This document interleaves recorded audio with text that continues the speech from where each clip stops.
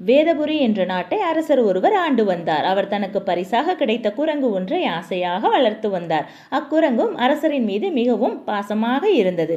ஒரு நாள் ராஜா வழக்கம் போல் அரண்மனை தோட்டத்தில் உலாவ போகும் பொழுது குரங்கையும் கூடவே அழைத்து சென்றார். செல்லும் வழியில் ஒரு முட்புதருக்கு நடுவில் பாம்பு ஒன்று இருப்பதை கவனித்த குரங்கு அப்பாம்பிடமிருந்து ராஜாவை காப்பாற்றியது. அதனால் பெரும் மகிழ்ச்சியடைந்த ராஜா அந்த குரங்கையே தன்னுடைய பாதுகாவலராக நியமிக்க முடிவு செய்தார். அவரோட இந்த முடிவை கேட்ட மந்திரிகள் அனைவரும் திகைத்து நின்றனர். ஒரு நாள் ராஜா குரங்கிடம், எனக்கு தூக்கம் வருகிறது, நான் கொஞ்ச நேரம் நல்லா தூங்க போறேன், என்னை யாரும் தொந்தரவு செய்யாம பார்த்துக்கன்னு சொல்லிட்டு தூங்க ஆரம்பிச்சாரு. அந்த குரங்கும் ரொம்ப அக்கறையாக பக்கத்தில் இருந்து பார்த்துக்குச்சு. அப்போ திடீர்னு ஒரு ஈ ராஜாவோட காதுகிட்ட வந்து ஒயின்னு தொந்தரவு பண்ணுச்சு. அதை அந்த குரங்கு சூச்சுன்னு விரட்டி பார்த்துச்சு. ஆனால் ஈ கேட்குற மாதிரி இல்லை, சுற்றி சுற்றி அங்கேயே வந்துச்சு. அப்போ அந்த குரங்குக்கு கோபம் ரொம்ப வந்து அது என்ன பண்ணுச்சு, ராஜாவோட வாளை எடுத்து அந்த ஈயை ஒரே வெட்டு.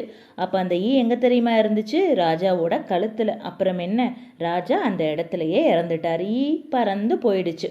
ராஜா இறந்த செய்தி கேட்ட அந்த நாட்டு மக்கள் எல்லாரும் ரொம்ப வருத்தப்பட்டாங்க. இந்த கதை மூலம் நாம் அறிவது என்ன, புத்திசாலியான எதிரியை விட முட்டாளான தோழன் தான் ரொம்ப ஆபத்தானவன். இந்த கதை உங்களுக்கு பிடிச்சிருந்துச்சுன்னா please subscribe, like and share. Thank you.